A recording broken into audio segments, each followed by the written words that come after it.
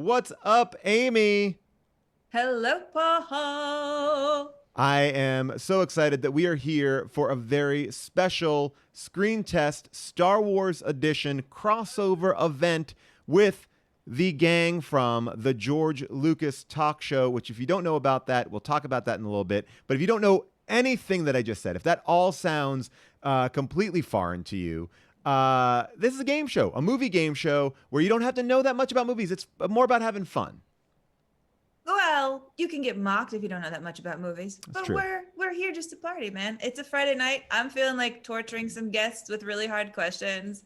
I'm in a great mood. I'm here I to hear the brilliant brainiac things that the people in the chat have for us because we've got some questions for y'all Yeah, too. we are going to make you a very big part of the show. You'll get to control some of the show. And to maybe start us off, let's kind of get into this actually very important breaking news that happened today, Amy. I don't know if you knew about this, but did you hear Lucasfilm announced today that they are making a brand new Salacious Crumb film? You remember Salacious Crumb. He was, part of Jabba's palace. Maybe he was a pet. Maybe he was a friend. We don't know.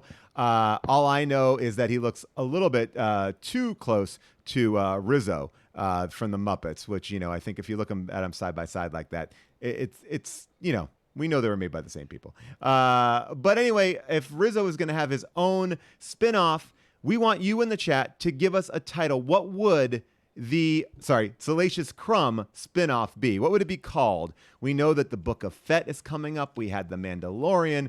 What would Salacious Crumb's spin-off movie be called? People are just jumping in. Crumb may be confusing with that documentary about R. Crumb. I hear that. This one is called let's see here, Citizen Crumb. I like that. Good one there. I think anything sounds better if you put citizen in front of it. Well, this one is pretty good too. The Way the Salacious Crumbles. Oh, I thought I was Salacious. gonna go the way we crumble. Like, Uh, I like that one too. How about this one? Salacious Crumb and Crummer. So that's more of like a comedy road movie. I like that. It's Crumbling Time. Who is Salacious Crumb? Maybe an old shout out to the John Candy Who's Harry Crumb film, which I talked about on Unspooled last week. can I just say I feel a little bit let down that there's not more wordplay with salacious. Yes, Salacious is now coming in for Salacious Skies. I like that. This one, Salacious B. Crumb and Barb and Star go to Vista Del Mar. Planes, Crumbs, and Automobiles. Forest Crumb. Salacious Yum. And What's Eating Salacious Crumb? Okay, you guys get it. You get it. This is the level of questions that we will be doing on this game show. I like it. Amy, is there any ones that jump out at you already that you like? Any one that you want to maybe award? Do you want to award a winner in the chat already? I'm just sad we didn't get Salacious Crumb in the Pick of Destiny. That would have been pretty solid. A pretty solid Tenacious D. Do you like any? You don't. I'm gonna say What's Eating Salacious Crumb. I feel like I like it. It's more of an indie feel with Salacious Crumb. I feel like that's gonna be good. I mean, from where he's living, I think any number of things could be eating Salacious Crumb. Well, he's definitely eating a lot of stuff that's falling off of Jabba. People, welcome to the show. This is Screen Test. We are doing a live Star Wars themed episode, and if that makes you want to change the channel, don't. Because this episode isn't just going to be fan service. I mean, Amy, you are not a Star Wars fan, right? I feel like a goldfish was always existed in a world in which there was a Star Wars. I can neither like nor dislike it. It is Okay. just the water that surrounds me. Okay. I like that. Is that like midichlorians? Oh, don't bring up. Let's not even go there. All right. Well, what makes today's episode actually kind of really special is that we are doing this show crossover. Today, all of our guests are the geniuses behind the George Lucas Talk Show, which airs every Sunday night on Twitch on Planet Scum Live. It's all one word, Planet Scum Live. So let's meet our contestants. Are you ready, Amy? Boom. Here they are. Here they are. Welcome them all. Oh my gosh. This is great. Hello, everybody. Hey, Hello, guys. guys. How are you? Good. We are so excited that you're here. We'll meet you all individually first. As Patrick, individuals, we see you that way. Patrick, Thank you. you are the producer of the show. You keep the whole thing running. You are, for people who don't know, a lot of the stuff behind the scenes, you are also very much on camera, but you actually are doing a lot of work behind the scenes to make this show go. Marathons, everything. You're controlling the strings. Yeah. I'm the booker. I'm the producer. When this show was a live show, I was not an onstage presence. And then as soon as it went to Twitch, I was forced to become an on-screen presence. It's working for you. Which is fine. Yeah, it's been fun. Well, all right. So we're going to ask you a question to get to know you. Obviously, we already know you from the show, but who would be in your Star Wars crew? If you could pick anyone from the Star Wars universe, who would be in your crew? Like, who you hanging with, and what are you doing with them? Are you smugglers? Are you working? You're working stormtroopers. Who are your people? I mean, listen, if this is a totally fictitious world where I am not anything like the way I am in real life, I want to be hanging out in that cantina. Okay, I want to be hanging out with Ponda Baba, Walrus Man himself, and Dr. Evazan. They have the death sentence on 12 systems, and I want to be a part of that. But realistically, I don't think that would be the case. I like that answer. I love it a lot. All right, Patrick, we are now going to meet. We're going to go now meet our next contestant. All right, welcome, Griffin.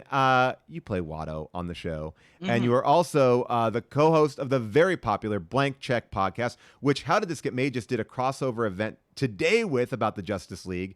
Much to many people's, at least on our sides, they were not happy that we liked that movie at all. No, I was prepared for that. I also felt like we really, qualified our positive thoughts for that movie. And even still, I feel like sometimes people tune into movie podcasts and just want to hear their general opinion mirrored back to them as loudly as possible. And get angry if there is any distinction of difference. We did not do that, and people are upset. But Blank Check Podcast, if you've not heard it, is great. Yeah. Watto is fantastic. You might also know him from The Tick, which is also a hilarious, amazing show on Amazon, which you can still watch. That's the best part about it. Yeah, I always plug it because Bezos hasn't taken it down yet. It still exists. Bezos might take it to space. He could. He could. I also want to say, Paul, you were saying that people were upset about how vaguely positive all four of us were in Justice League. I also saw the two major complaints about the episode were Blank Check fans upset that the episode was too short. Yes. And How Did This Get Made fans upset that the episode was too long. We really could not find the balance. When the last time we did a How Did This Get Made Blank Check crossover, I think the show is 4 hours long. It was the longest episode we've ever done. On our feed. Yes, absolutely. Yeah. Did y'all take breaks? No. Yeah. I actually took a conference call in the 4-hour one and then came back and continued. Yes. But Griffin, same question to you. Who's your Star Wars crew? Who you hanging out with? What are you doing with them? I mean, I'm kind of torn here because I'm thinking I really do love the Muppety side of Star Wars. I feel like that's a real dividing line for some people is they get more and more out of Star Wars, the more and more Muppety it becomes. I've always really liked the Muppets in the universe, but I feel like the Muppety characters are also more chaotic. I do think probably in terms of temperament and how I would feel and what I would want to survive in the Star Wars universe, I think C-3PO and R2-D2 are kind of my gang. Like I do feel like that's the pitch I'd be operating at. Yeah. So you're kind of I'm so glad you said that. C-3PO is my favorite character. I feel like he gets dumped on constantly, including by the people in all the. Thank you. I don't know if you can see this, but I'm wearing C-3PO glasses. My glasses. Wow. Yeah. Are you a droid in this world? Are you a droid here, Griffin? Or are you like a human? Absolutely. I'd love to be a droid. I'd love to be a droid. If there were a way for me to become like a robot, an android, a cyborg, if you will, I would sign up with zero hesitation. I have no interest in my human body. Very good news for you about the future of mankind. I think you might get your wish eventually. All right, and finally, let's meet Connor. Connor, welcome. You are not only George Lucas, but you on the George Lucas Talk Show, but you have a highly acclaimed podcast called Dead Eyes. You've seen him on everything from Kimmy Schmidt to Mrs. Maisel. Like you're up and about and everything. I'm excited to have you on the show, and I'm also excited to hear how it's been because this show started at UCB, which is the Upright Citizens Brigade Theater in New York, and then this pandemic hit, and then you moved it over to Twitch. What have benefits, deficits of like not having a live audience to going to like a weekly show? I mean, was it a weekly show in New York? No, right? It was a monthly show. We would do. It was originally a monthly midnight show, Right. and then eventually in the last couple of years it became like a 7:30 on Friday show. But we very quick. I mean, the main difference is just the amount of show we are able to do now, because we would do 1 hour once a month, and I think in the first 2 months of doing it on Twitch, we had surpassed the amount of hours we had done in 6 years of shows. It is a great show to watch. It is wild. I went on that show a little while ago and jumped into a challenge that seems so easy, which was to eat 2 pieces of bread, white bread, which I didn't have. I had whole wheat bread without anything else, and in under a minute. And I swear to God, I almost died. I thought I was so confident I had figured it out. I did not figure out. It expands. It was terrifying. It was a terrifying moment for me. Wow. I do not recommend that people try this, because it does. I've never tried it. It seems like a real choking hazard.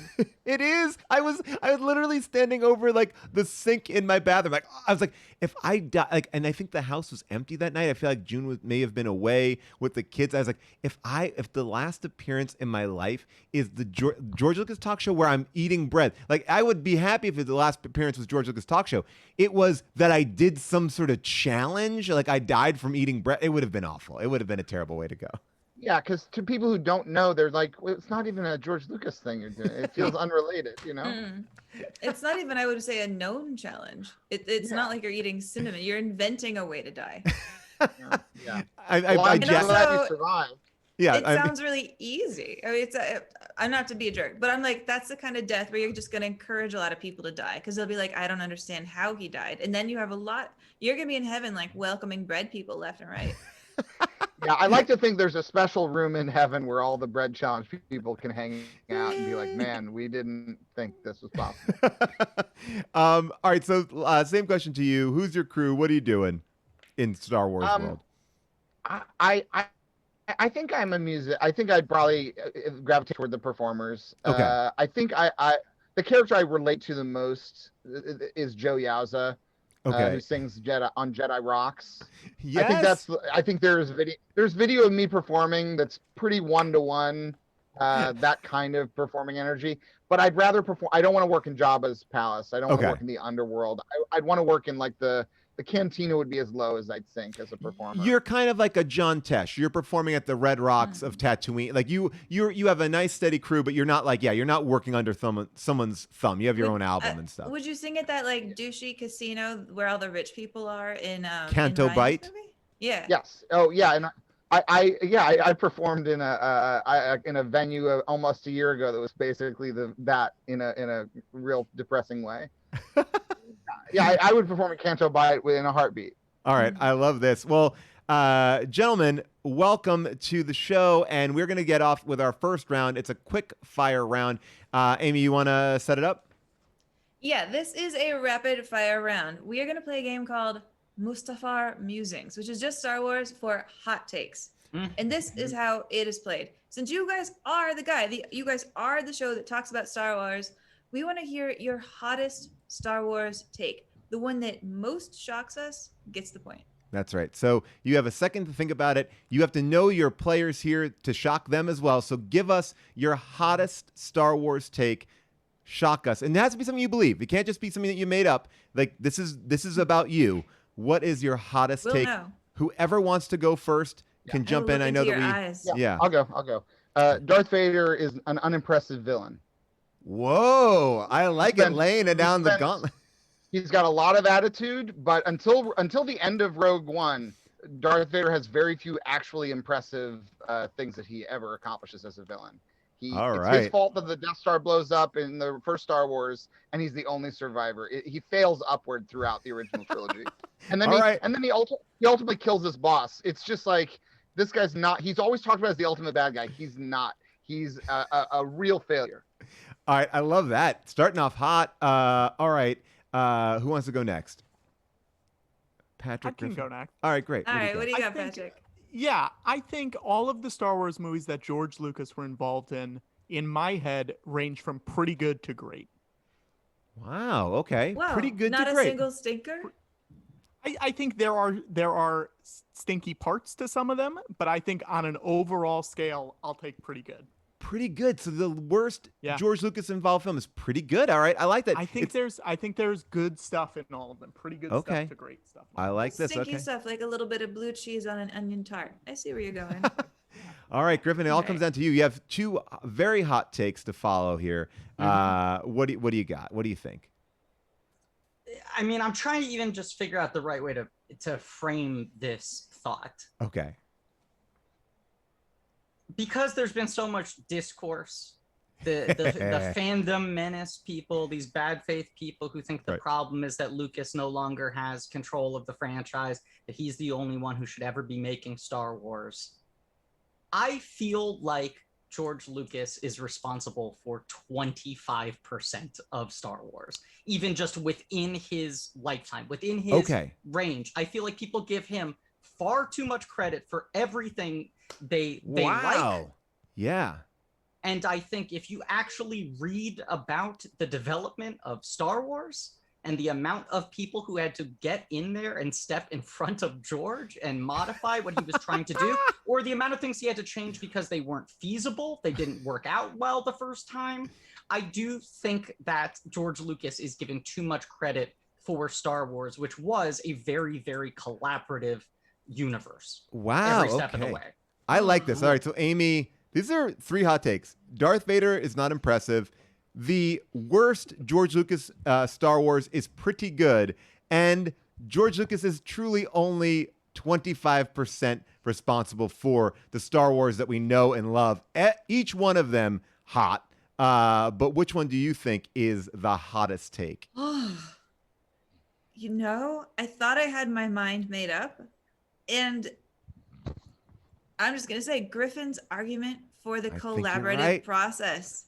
It warms my heart. It says Lucas, everything baby. I want people to know. Marshall Lucas, baby. Marshall Lucas, baby. Absolutely, Marshall Movie Lucas. would have been incoherent without her. Never would have gotten a single sequel. Absolutely. I mean, you know me. I always want to.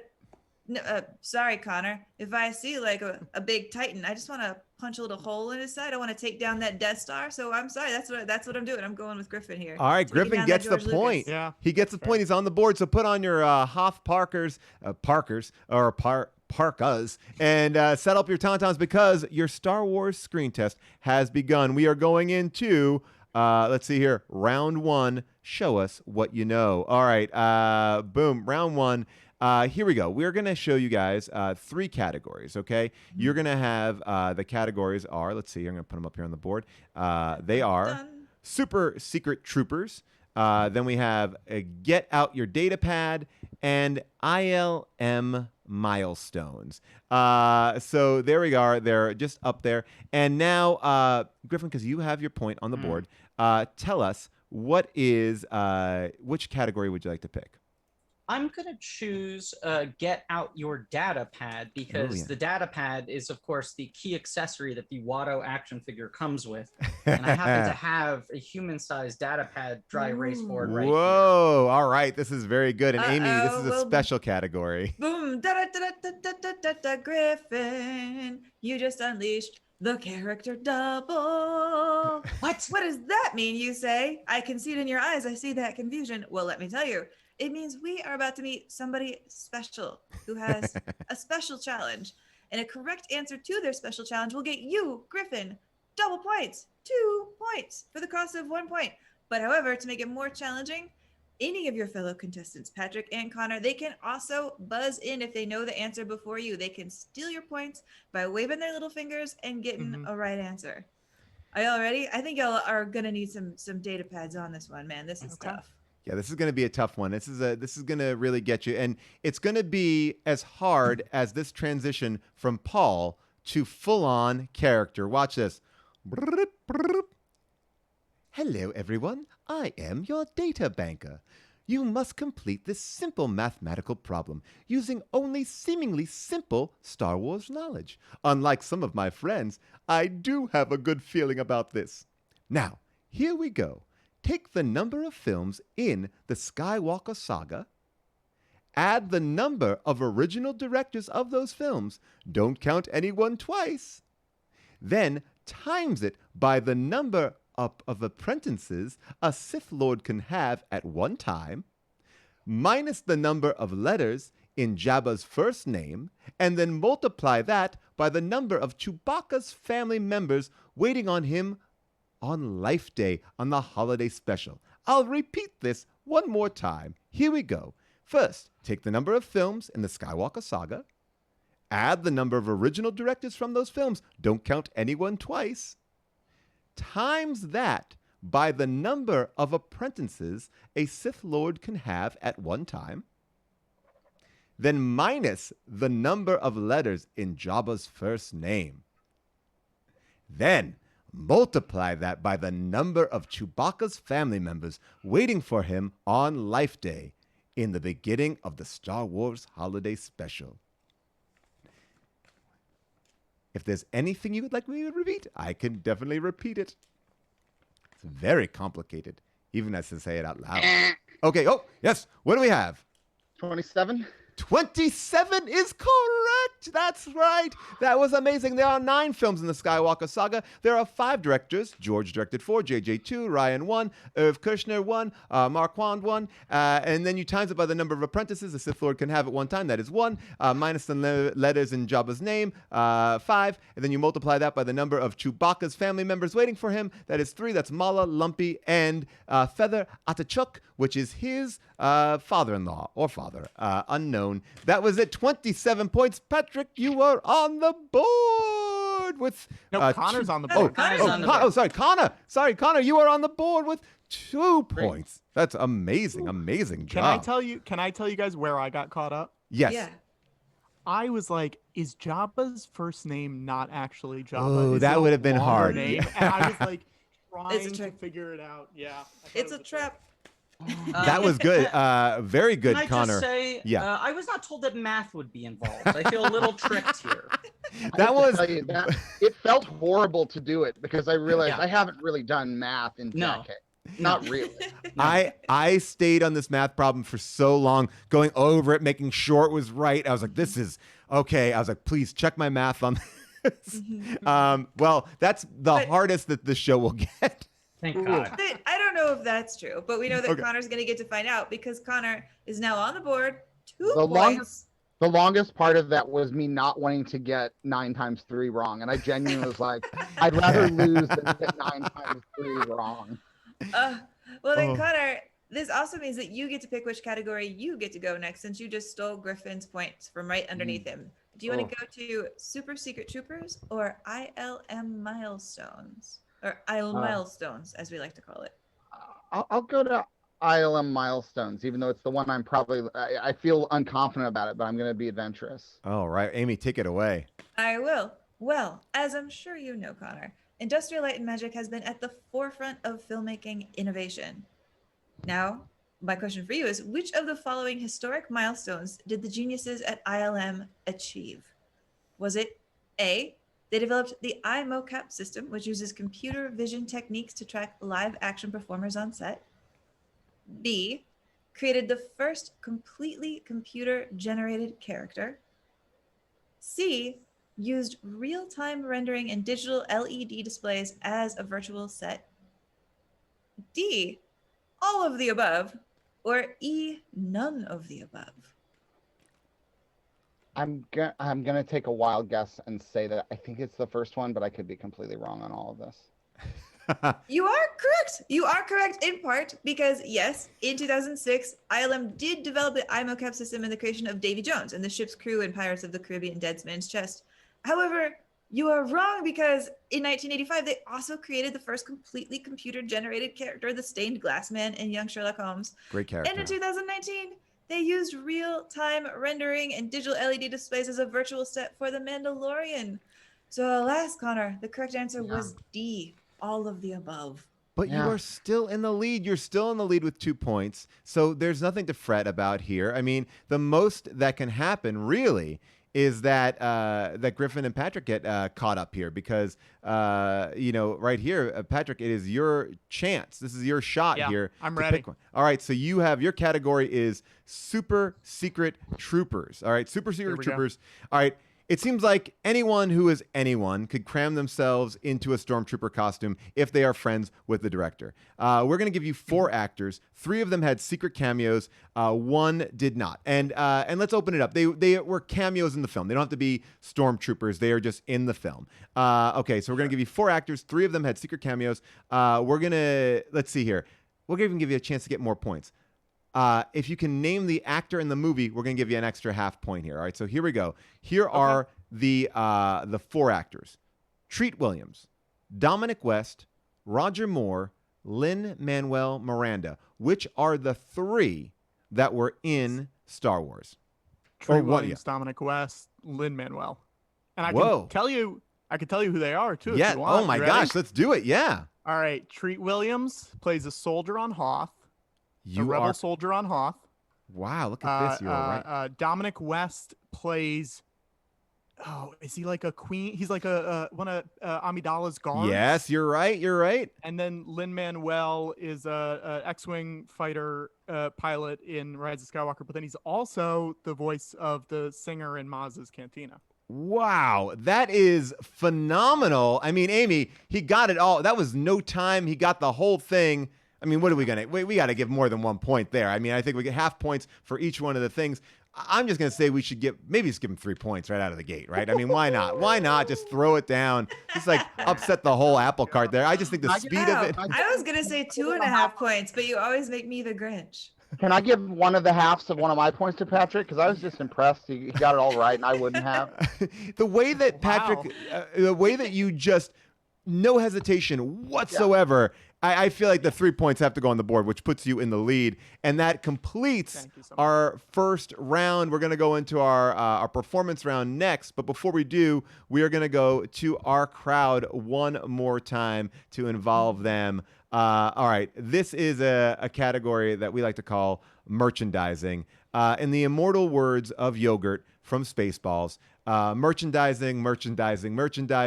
That's where the real money is made, and Star Wars is no stranger to it. We have Kylo Ren luggage, we have Jar Jar lollipops, we have essentially Phantom Menace toilet paper. The other thing that we have is a lot of fruit. They have oranges and apples, but we are going to give you something to do right here. These are Yoda grapes. Yoda grapes are here. So we want you to come up with a good slogan for Yoda grapes. What would be a good slogan for Yoda grapes? We'll look in the chat there while you guys come up with it. Did you ever buy any Star Wars fruit, Amy? I honestly didn't know there was Star Wars fruit until this week. I mean, is it just them trying to be good neighbors and get kids to eat fruit? I guess so. I mean, I feel like that is the thing behind it. But I mean, to sell your property to fruit is pretty crazy. All right, here we go. I mean, can I just say though, like if I was a parent and I had to lie to my kid and say that it was that their fruit was branded and merchandise, I would feel like I failed. Even if they were the kid who's only 2 or 3, I'd be like, I let you down. Like, you should not care this much about a company to eat an apple. It absolutely would have worked on me. I think I would have eaten a lot more fruit as a child had Disney started this partnership much earlier. Oh, I mean, 100%. You want to eat these Yoda grapes, and here we go. Yeah. We have these are some of them. Okay, this one says, "You're eating my decapitated." Wait, this is great. You're eating my decapitated brother's head. You are with seeds. These are not. Talk about a green thumb. Grow grapes. And then this is eat good food, eat. And then Yoda grapes are here. That's a simple one. Seedless they are. Well, this one is this Yoda grapes as wrinkly as Yoda's scrotum. Well, grapes are not wrinkly. I raisins maybe, but I don't buy it into that. And Yoda's scrotum is smooth. Yeah. Do or do not. There is no eating just one. A lot of ball jokes here, guys. Vitamin C have these. Only a grape deals in absolutes. And raisin young ones you shall. So that is, these are really good.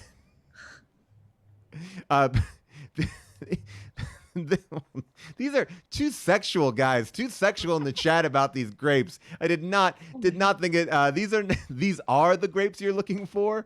The only grape to rise to the Jedi Council. Judge me by the size of my grape, do you? Why are you afraid to read me the sexual ones? I'm not. I just don't want to go there. I don't want to go about Yoda's balls. I don't feel like we need to do that. It's we can have a respectable show. I'm gonna say I think it's romantic that people are ready for spring. That they're ready to emerge and get their Yoda on. All right. Well, do you like any ones in there? Any ones jump out at you? You know, it's maybe the simplest, but seedless you are. I just actually see that working. All right. That's like kind of that the practical brain kicking in, but I'm game for a creative anointment of somebody who like took it further than me, but just being like, that's perfect. I would put that up. I like that. I think "Judge Me by the Size of Your Grape, Do You" is really the best one in my opinion. That one's the one that got me there. All right, so great job, chat. Amy, let's bring us into. I have one question for you, Paul, as a parent. Like, if Yoda grapes got your kids to eat grapes, would you be okay if it still had an X-rated slogan on it? Like, would you be like, it's okay if my kids learn about testicles if they're eating grapes? They can't read. They're fine. So you would let your kids eat grapes that had stickers with Yoda and a little speech bubble saying, "Eat my balls." Well, look, I will say this, and I don't talk about this often, but my kids' rooms are just filled with Calvin pissing on the Chevy and Ford logos. So they're used to that kind. They like that kind of hard edge humor, you know. So yeah. Right. No. I feel like actually it would endear them. My kids love talking about their private parts a lot. We're talking about butts. We're talking about penises. So I feel like in one way it would feel like this is a fruit that knows me. We know each other. These are our kind of grapes. Yeah. These are the grapes I'm looking for. Amy, set up what we're going into right now. Yes. We are now going into my favorite round 2, the talent competition, where each one of our 3 contestants is going to have to show off a skill that they are very good at, or that they can at least do with bravado. Now, Griffin, you have the least amount of points on the board, alas. Right now, as a score recap, we have Patrick with 3, Connor with 2, Griffin with 1. But since you are our underdog, you do get to go first, and your category is called Endurance Test. Yes, this is okay. We talked about this on the George Lucas talk show a while ago. It is, you said, release the Brimley cut, which was the Wilford Brimley cut of the Ewok movie, the made-for-TV Star Wars movie. Disney Plus finally agreed that they are going to release this cut. It's the Battle for Endor and Caravan of Courage, and we're going to give you a chance today to inhabit the role that Wilford Brimley played as Noah. A cantankerous hermit who doesn't take too kindly to finding a little girl and an Ewok in his home. Amy will be playing Sindel Tawani in this classic TV movie. So to set the stage for people who have not seen it, basically Sindel and Wicket are in this little hut. They're kind of playing a little bit like Snow White. They're cleaning it up. They're having fun, and in comes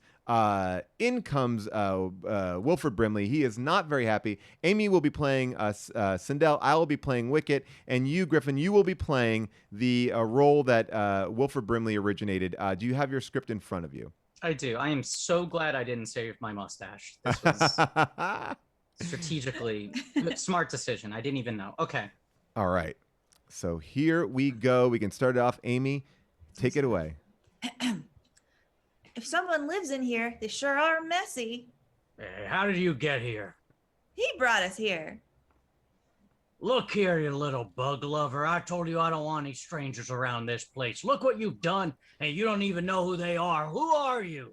My name is Sindel. Who's that? Wicket.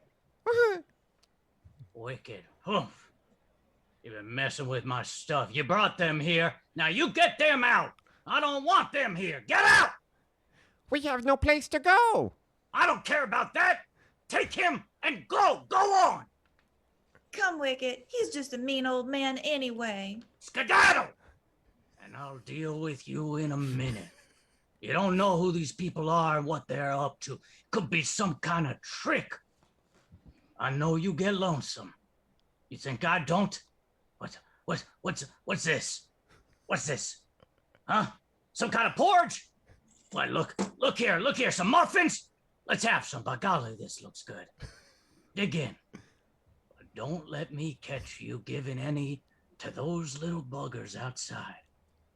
I'm going over to that stove to get me some more soup. And whatever you do, stay where you are. Wow, and scene. Wow, that you really personified that role there. That was great. What a tense scene it is. He really takes no prisoners when he comes in there to yell at a young girl. Yeah. He goes after her pretty hard. Can I just say there was a typo in how this was transcribed in the email, and I was very tempted to read it with the typo because I thought it made the scene more interesting. So can I do please. the alt quickly? Please, yes, I would love it. Okay, so here's the alt. So you have this for the edit if you want it, okay? Yeah. Wicket, humph! You've been messing with my stuff. You brought them here, now you get them out. I don't wang them here. Get out. Mister, what's wang? It is true that he does not wang them there. He does not want to wang. He doesn't want any wang there. I'd like not to be wanged. That sounds terrible. Mutually agreeable. Wilford Brimley is an agreeable guy, but I like that he really took this moment to let his anger erupt on a young girl in a cute Ewok. Amy, I gotta say, look, this is a tough thing. We haven't seen this movie in a long time. For me to even transcribe the scene, I had to go on a very weird, kind of a porn site to even access it. Like, my screen was full of pop-ups that were incredibly disturbing to watch. Is that how the typo happened? It might. Yeah. Well, by the way, it seems like it may have been all tied together. I want to say that I think what I love here is that Griffin went with the typo, jumped on it. Found it. There's even another typo. I said soup and porridge. I was typing it as quick as I can. I'm not a good typer. There's a lot of things going on here. You can get 5 points. You got to do the scene with him. I mean, I'm saying at least 4 points. I feel like I was in it. I was living it. Do you think 4 or do you think more? I think what really knocked me out was his delivery towards the end. Like, me too. He went from channeling Brimley to really settling into Brimley. Like, his patience. Whatever you do, stay where you are. Yeah. I felt that. And because I felt that, I'm going to go 4.5 points. Wow, 4.5 points. The chat is behind you. They say 4.7, and 5. People are saying 5 in the chat too. All right, so 4.5 points. We're going to take it. 4.5 points. That is a very good score, Griffin. That is great. All right, Amy, who are we going to next? Well, Connor has the second least amount of points for now, so now we're going to go to him. All right, Connor, this is a good one.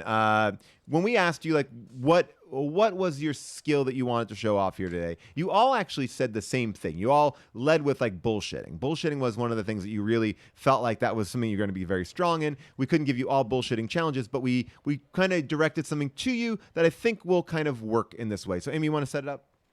I do. This category is called Make Your Luke Case. Where, Connor, because you are a man known for hot takes, in this challenge, you have 90 seconds to defend a Star Wars hot take. It might not be one you believe in, but you have to defend it with your life anyway. Okay. This is great. Now, you are not going to get to pick your hot take. However, here's the problem, Connor. At Screen Test, we are going to pick the hot take that you have to defend. So in this challenge, you are going to have to try and sell us on why Rise of Skywalker is the absolute best Star Wars film. You have 90 seconds to convince us that Rise of Skywalker absolute tops to convince us and yourself. And I will keep track on my watch. Okay, yeah. Go. There's no such thing as a perfect Star Wars film. That's one thing that we should say right off the bat. Any criticism you level at any Star Wars film, you can essentially level at all of them. I would argue the reason that Rise of Skywalker is the best of them is because the character that we start out with, C-3PO, has his best material, his best single plot line in any of the movies in Rise of Skywalker. He is written for impeccably, both comedy and pathos, and I believe it is a tour de force both in the writing of the character and the performing by Anthony Daniels. It's heartfelt, you feel something, but it also, for a character who in many of the films is very annoying, and the comedy doesn't work, I think the comedy consistently works in Rise of Skywalker. Now, everybody has their favorite parts of any of the movies, but I truly think that he is the unsung star of the Skywalker saga. The non-Skywalker, he's basically a Skywalker, the purest Skywalker, in that he's built by a Skywalker, and that's the end of the Skywalker saga is C-3PO Skywalker's final sacrifice.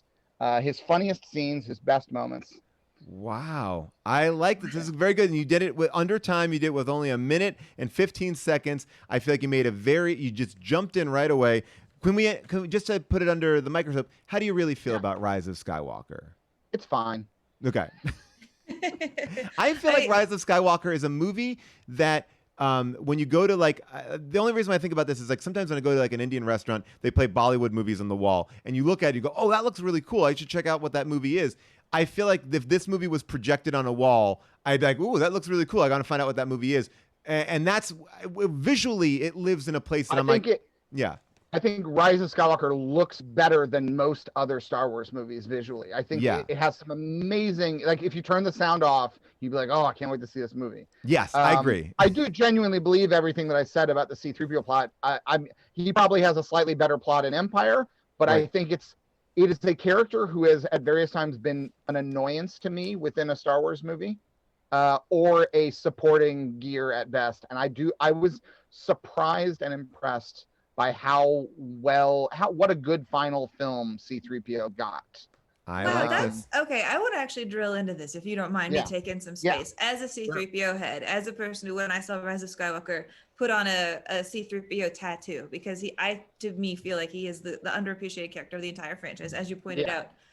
However, I hated the way he was treated in that movie. Everybody was so mean to him in Rise of Skywalker. Like, people who just met him. Like, fucking Poe Dameron is coming up and like, you're a piece of shit. Poe doesn't even know him. Like, why? Poe doesn't get to tell him he's a piece of shit. Like, C-3PO is always right about everything. And everyone's like, fuck you, nerd. Like, that's the number one thing that drives me nuts about that franchise. And I thought Rise of Skywalker was the most mean towards my beloved character. Oh, but in world, nobody said that Star Wars was about fairness. I don't want to see a Star Wars film in which, thankfully everyone was treated well in that Star Wars movie. That's my lowest ranking for a Star Wars movie is everyone got a fair shake. I think what do you expect from Poe? He got the whole Rebel fleet killed in Last Jedi. Of course he's being shitty to C-3PO. This guy's got a lot of problems, you know? I think that there's a lot of really good C-3PO jokes in it. I think the joke of him not being it's a shame that I can't tell you, but I know the information is a great I thought that was a great joke. I thought that was a really funny bit. By the way, people in the chat, what do you guys think for Connor here? Amy and I will discuss as well. I thought it was a very clean argument, and I feel like, you know what I liked about it too is he took a film, the last film, but tied it into why it was good to sum up the entire Skywalker saga. You know, I think that was a really strong point. I felt like it wasn't winking. Which I think is important with the bullshitting challenge here. But I think he came in strong with like, what are we here for? What are we even looking for? Yeah. What is a good Star? You know, he set a bar on purpose that gave his argument a framework. I like that people in the chat are universally saying 3 points. That is really what we're getting here. People are not going to give him the full 5, but they're giving him 3. And I think maybe just to upset him. What do you think, Amy? You think 3? The chat is definitively 3. It's like it is. You know what? Someone in the chat also said, I don't like seeing George out of character, which is a very funny way to think of who I am. Right now, I'm just George out of character. I have lost all personal identity. To defend my beloved Golden Knight, I'm going to go with 3 points. All right, 3 points. Boom, you got 3 points there. And then we go on to our final performance round. Patrick, here you are. Like we said, everyone chose bullshitting. And I think singing was a little bit further down on the list, but we are going to give you a singing challenge. And this is something that may be near and dear to your heart. Because I know that this was maybe the way that the show used to start back in the day. This is going to be called, I just lost the name of it right here. Is. We're going to call it Walk Song. Yes. You know, like this rock, but like with a W. Is that like, would that be like I guess, now I'm turning into Star Wars. It was like, how do you do a rock, but it's a W? But now I'm turning into Star Trek. And Walk Song. Walk. This is basically, Oh, I like that. So we all know that the Ewoks have a beautiful language and even a more tranquil song. We would love for you to sing the original Ewok Celebration song. We know that you know it. We sent you the lyrics in the chat so you can see it. You can sing it any which way you want. I have a backing track. If you'd like to have the backing track, you could do it a cappella, whatever you prefer. We are set here to make you do it the best way that you want. What would you prefer? Let's do it with the backing track because I think it'll be more fun for everyone. Okay, great. I'm gonna get the backing track on, and I think we'll have the intro. I think we have a little bit of the intro, and then let's see if we go. Can you hear that? No, can you? Oh wait, hold on. This is the problem of me and Twitch and streaming. Can you hear that at all? No or yes? No. Okay, no. That will be the problem. Okay. Huh. This is your trick to not give me a backing track. I know. Well, I know. This is really, this is going to be tricky. I did not realize that this is. Paul, do you want to hum the backing track, Paul? I can hum it. You know what I can do? Oh, huh. All right, people. This is where I'm almost so close to working this OBS. Here's all right. What I could also do. Yeah. I mean, I could pull it up on YouTube and listen to it through my headphones. Oh my gosh! If you could do that, we will give you a second to get that. All right, we will get you. Yeah, we will get you that because I want you to have every opportunity here, and we're gonna play fair. Yeah, we're gonna get you all set and ready to go. Sorry about that. I know that sometimes I never think of the full thing, and that was a moment where I failed you all. But this song, I'm gonna pop you out to all of you guys here. But so far, so good. This is a great challenge. I'm liking everybody. Everyone's doing a great job. I'm looking forward to this final round. And let us know when you're ready, Patrick. And I'm good to go. You're good to go. Okay, we're going to boost up your mic because people say your mic is a little bit low. I'm going to boost you up. Great. And then take it away. Here we go. I'm going to give you a full screen. Here we go. Okay, here we go. I love this.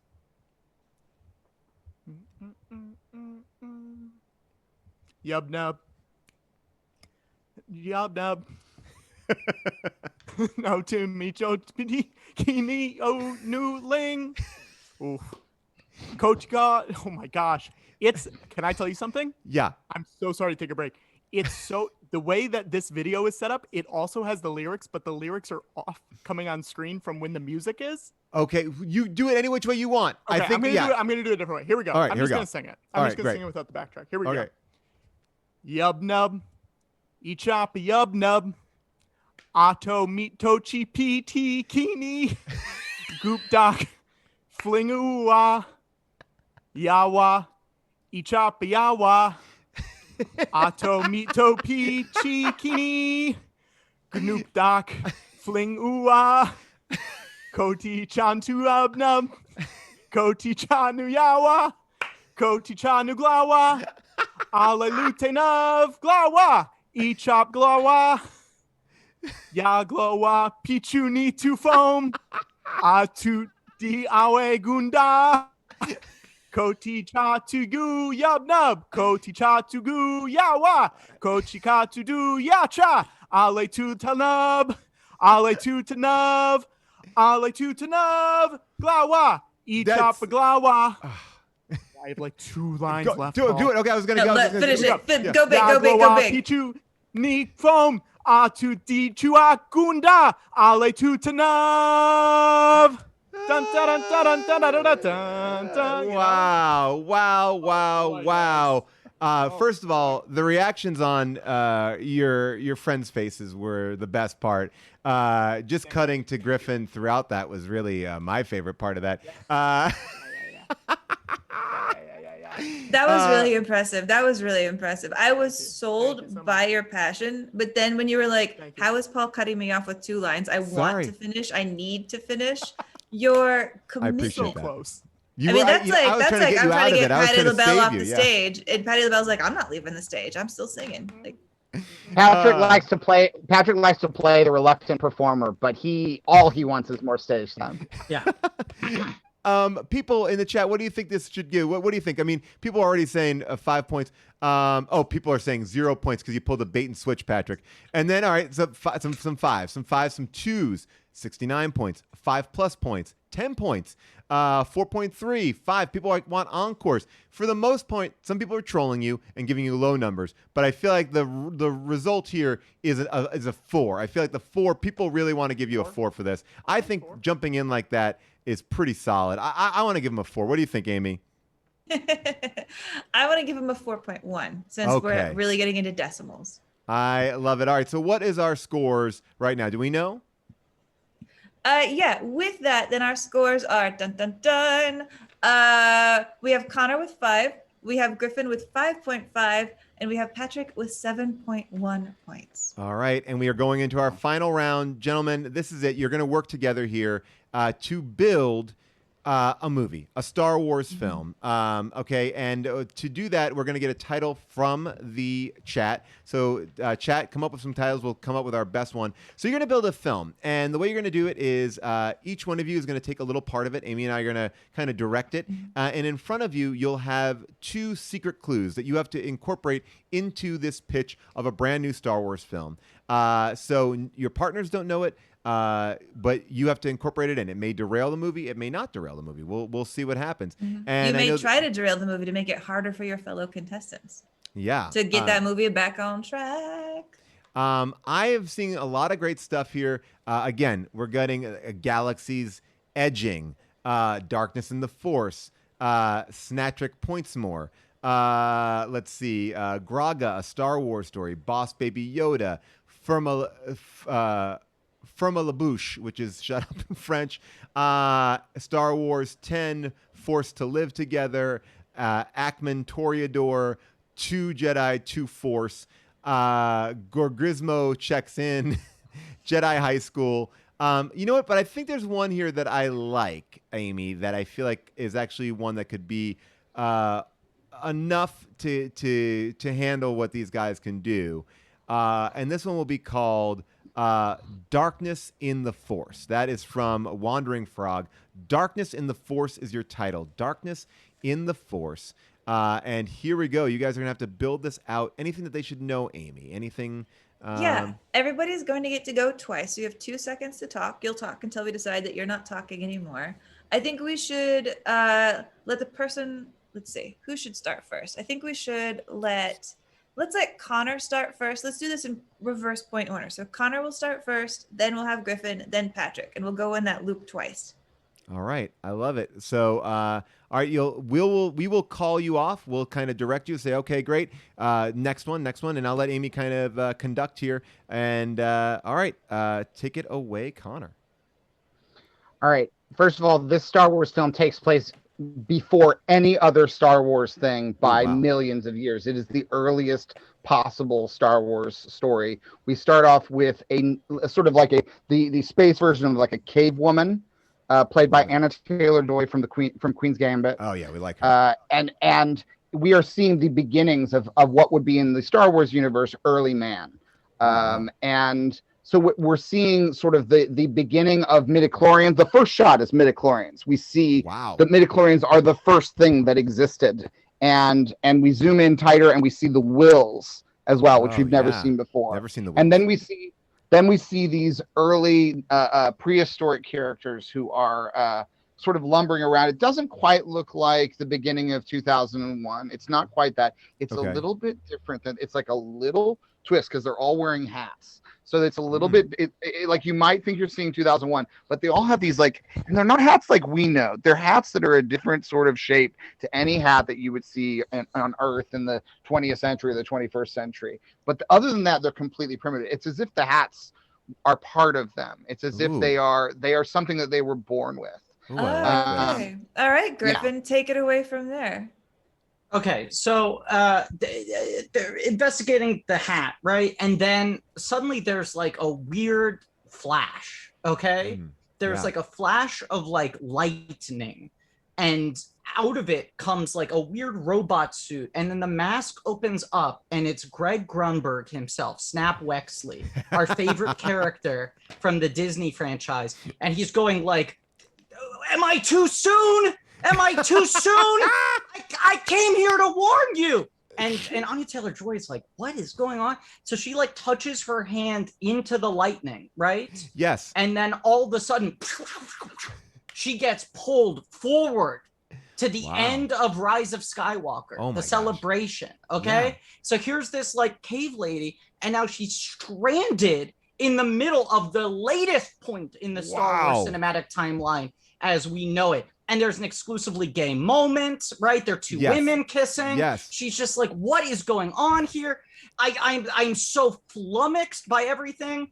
So she just starts wailing on everybody, right? It's like right after the ending of Rise of Skywalker, and everyone's like hugging and having a good time. This is what we didn't see, is that she just comes in and starts fucking roundhousing everybody. Whoa, okay, Patrick. Now what? Hang on 1 second. My microphone stopped recording. 1 sec. Sorry. Oh, no. Sorry. No, we don't want to miss any of this stuff out. Okay. So she's roundhouse kicking everybody. Everyone's fighting. It's really bad. Like she's getting, her butt kicked, and she's kicking a bunch of butt. They're fighting. She's getting ready. She's like, I need to get out of here. I need to find someone who can help me get out of here. She turns around, grabs the first person who she sees. She whips him around. Who is it? It's Lin-Manuel Miranda, the X-Wing pilot. Yes. He goes, you got to come with me. We got to get out of here. So they get into Lin-Manuel's X-Wing. It's a specially retrofitted X-Wing. So it's more like a snow speeder. So she's got the back seat too.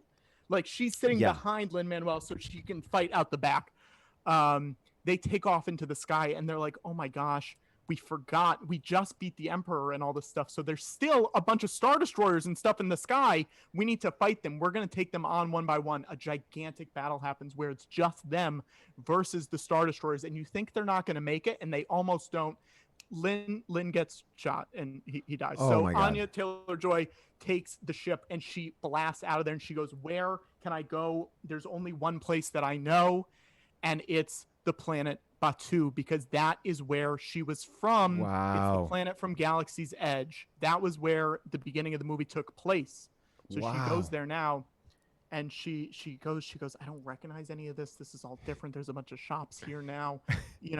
She goes to a cantina. She walks in. She goes, I need your help. I am in trouble.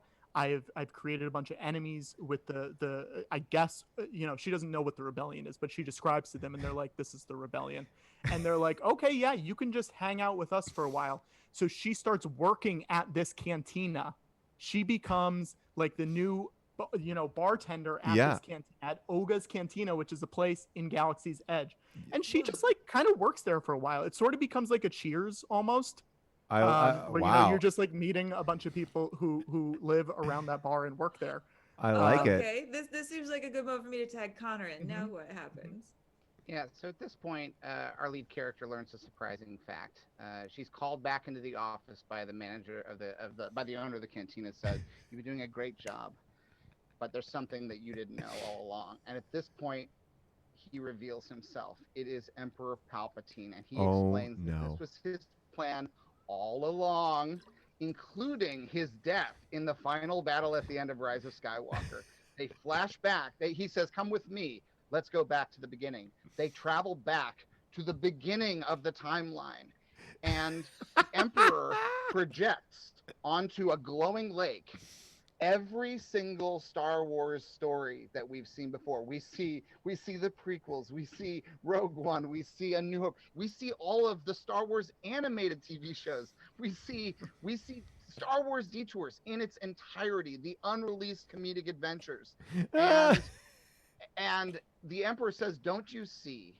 It was all about the experiences that we had along the way. Oh, wow. Don't you understand that to fight a Star War is to be alive? I'm not a bad person. I am someone who made life interesting for people. And I do bad things, yes, occasionally. But I also did a lot of good things that I didn't get credit for because I did them anonymously." And he starts showing scenes from the saga where he secretly helped make good things happen. And he said, "You see, if you just look for the bad in people, then life is not worth living. You have to look." And and then he quotes, he says, "It's like I said when I was pretending to be Rose Tico." Oh, wow. It's not about fighting what you hate. It's about fighting for what you love. And then the Emperor takes off his old man thing, and it's Rose Tico underneath. Wow. All right. Well, Okay, Griffin. Now what? Okay, so Anya Taylor-Joy is like just reeling from all of this information, right? and Sheev Tico has tried to like reframe this all as a positive, like there was necessary evil here. But she's sort of doing like the checks and balances, and she's like, a lot of people died, like a lot of war happened, a lot of tragedy happened. I don't think this is worth it. And she just stares Sheev Tico straight in the eyes and goes like, you need to stop pushing your political agenda upon this narrative. You are ruining Star Wars. And she takes her and she throws her into the lake where all the Star Wars stories have been projected, and she's holding her down under the water in full force. And as she's gasping for air underwater, the reflections of the future of Star Wars, all the films, Detours, the original 39 episodes unreleased, all of it starts like dissipating, right? Like it's all like falling away like pond scum upon the water. And suddenly she sees a new future there, and she holds her down. She goes, yes, this is what must be done. Star Wars must end. It is time for Star Wars to end. And as she finally pushes and holds her down one final time, the water goes crystal clear, and she stands up and she brushes off her hands and she goes, I am free. Finally. Wow.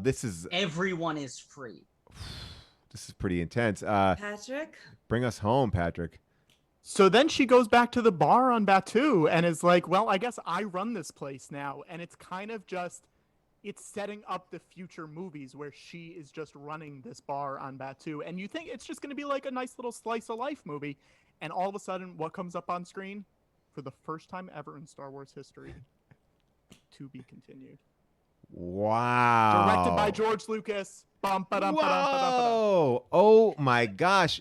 Guys, in the history of doing the show, that is the best movie pitch that we've ever heard. We went from microscopic to Cheers.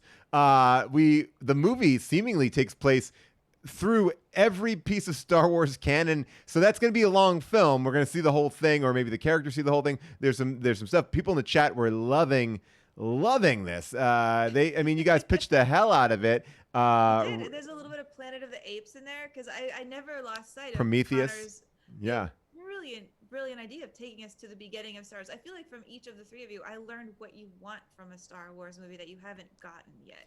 And I that love was it. Beautiful to me. I'm very inclined with Connor's belief that I want to burn it all down, start fresh, and like go to a different part of the galaxy and see something new. Can I just pitch one Marvel bumper at the end? Yeah, that's please. Blow everyone's mind. People wait through the credits. It's been long. This movie takes days to watch. It really of course. Is like 39 episodes of Detours. Yeah. And some people are starting to think like, oh, there better be something. I sat through these credits. There better be something. We see two hands writing in a journal the end of the story, to be continued, ... It closes. It says the Journal of the Wills, at which point the camera pans up. We see Will Smith and Will Wheaton. And they say, that's and they it. And they say, it's our journal. Okay, now I want to say, in the name of fairness, I think Patrick and I should each also get to pitch. Yes. Yeah, I mean, at this point, yeah, we have to. At this point, we have I to. want more of whatever we're doing. Yeah. Sure. Go ahead, Griffin. Okay, so there are more credits for like right. 5 Sure. minutes, Yeah. Right. Yeah, And that people, was the first. That was the first of the stingers. Yeah. Now there's more technical credits. Right. There are more credits, and people are like, I think there isn't another. We can leave now. Yeah. Because this is opening back. Everyone's been vaccinated at this point. Yeah, and we're so excited to be in the theater anyway. We're like, well, let me just stay for the whole credits just in case. Right. And maybe there's more. Right. Yeah. Okay, so someone's like starting to stand up, and everyone's like, no, and they look back on the screen, and it's like super desaturated now. It's all like piss yellow and smoky, and you're like, where are we even? What's going on here?